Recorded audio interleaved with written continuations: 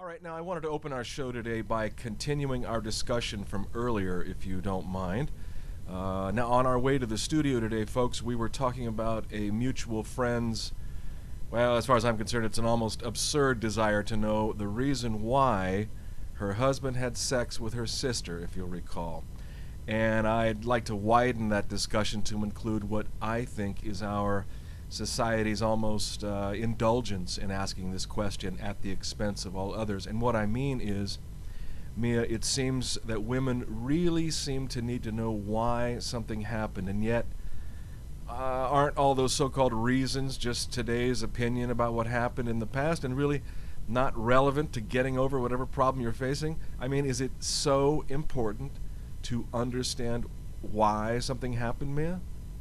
For some people, it is. Even though we think, oh, who cares? It happened, it's over. But woman, we are a little bit more reasonable than men. We like to know why things happen. Even if it makes no sense, it's just an explanation. And I think that's what the difference is between men and women. But as we were saying, this friend of ours, she can't get over why it happened, right? She's constantly going on and on and on. Why did he have sex with my sister? What was it about my sister? Why? As opposed to accepting or forgiving and moving on, right? It's really hard for you to accept when you're being exchanged by someone else, as a woman point of view. Think about it. Oh, my husband chose my sister instead of me. What's wrong with me? That's basically what the woman wants to know. What was about me? What was about my sister? What was lacking in the relationship? And I think those are the questions that women have. A man might not care about it. But think about it, if you're being betrayed, especially by a family member, you start questioning yourself, what went wrong? Why you got to that point? Sometimes you might reason and say, why should we be asking the question why?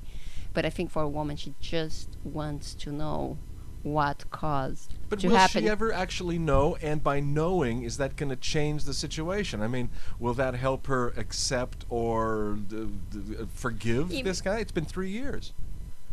Yeah, it's been 3 years, and it's a heavy cross to carry, so to speak. She might even already know why, but it's just because she's not satisfied with the results. It's still something lacking. If it's 3 years has passed and you're still asking the question why, what does that show to us? Well, that she hasn't moved on, she doesn't understand, and the problem She is has not sitting there. learned the lesson yet. Not everybody's capable of moving on and letting it go. And that basically is the secret. How do you let it go of something that caused so much harm in your soul, in your physical body?